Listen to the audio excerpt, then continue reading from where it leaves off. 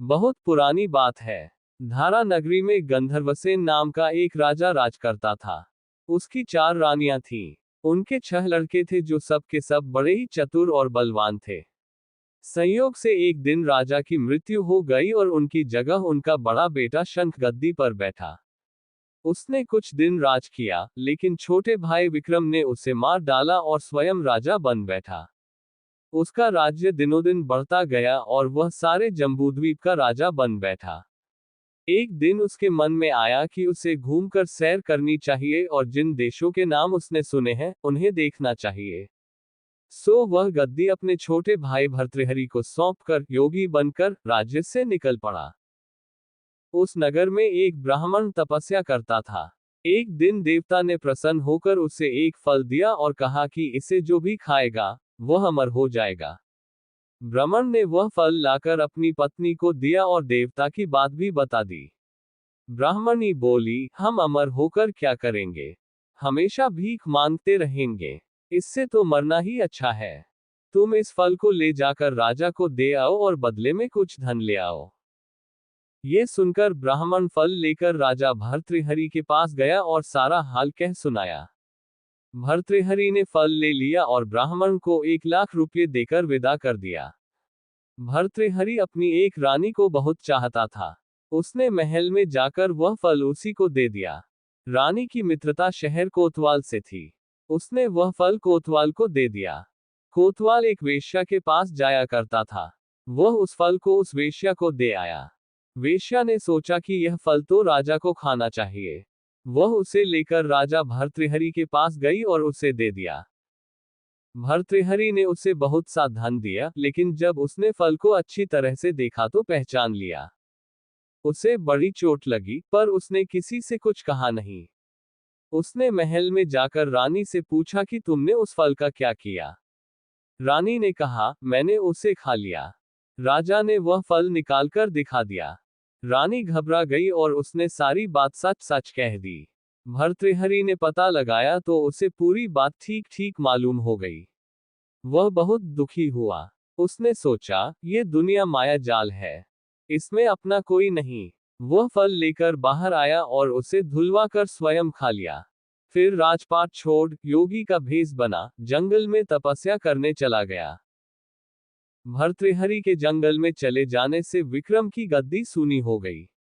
जब राजा इंद्र को ये समाचार मिला तो उन्होंने एक देव को धारा नगरी की रखवाली के लिए भेज दिया। वह रात दिन वहीं रहने लगा। भर्तृहरि के राजपाट छोड़कर वन में चले जाने की बात विक्रम को मालूम हुई तो वह लौटकर अपने देश में आया। आधी रात का समय था। जब वह नगर में घुसने लगा तो देव ने उसे रोका। राजा ने कहा, मैं विक्रम हूं। यह मेरा राज है। तुम रोकने वाले कौन होते हो? देव बोला, मुझे राजा इंद्र ने इस नगर की चौकसी के लिए भेजा है। तुम सच्चे राजा विक्रम हो तो आओ, पहले मुझसे लड़ो। दोनों में लड़ाई हुई। राजा ने जरा सी देर में देव को पछाड़ दिया। तब देव बोला, हे राजन, तुमने मुझे हरा दिया। मैं तुम्हें जीवन दान देता हूं। इसके बाद देव ने कहा, राजन, एक नगर और एक नक्षत्र में तुम 3 आदमी पैदा हुए थे। तुमने राजा के घर में जन्म लिया, दूसरे ने तेली के और तीसरे ने कुम्हार के। तुम यहाँ का राज करते हो, तेली पाताल का राज करता था। कुम्हार ने योग साध कर तेली को मारकर शमशान में पिशाच बना सिरस के पेड़ से लटका दिया है। अब वह तुम्हें मारने की फिराक में है। उससे सावधान रहना। इतना कहकर देव चला गया और राजा महल में आ गया। राजा को वापस आया देख सबको बड़ी खुशी हुई। नगर में आनंद मनाया गया। राजा फिर राज करने लगा। एक दिन की बात है कि शांतिशील नाम का एक योगी राजा के पास दरबार में आया और उसे एक फल देकर चला गया। राजा को आशंका हुई कि देव ने जिस आदमी का बताया था, कहीं यह वही तो नहीं है। ये सोच उसने फल नहीं खाया, भंडारी को दे दिया। योगी आता और राजा को एक फल दे जाता। संयोग से एक दिन राजा अपना अस्तबल देखने गया था। योगी वहीं पहुंचा और फल राजा के हाथ में दे दिया।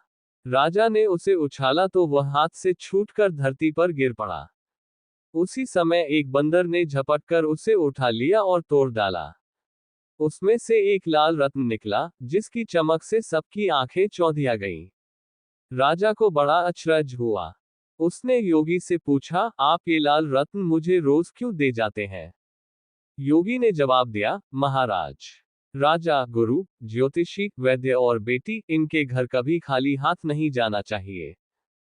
राजा ने भंडारी को बुलाकर पीछे के सब फल मंगवाए। तुड़वाने पर सब में से एक एक लाल रत्न निकला। इतने लाल रत्न देखकर राजा को बड़ा हर्ष हुआ। उसने जौहरी को बुलवाकर उनका मूल्य पूछा।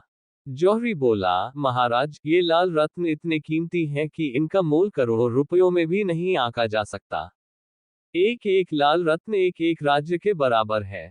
ये सुनकर राजा योगी का हाथ पकड़कर गद्दी पर ले गया। बोला, योगीराज, सुनी हुई बुरी बातें दूसरों के सामने नहीं कही जाती।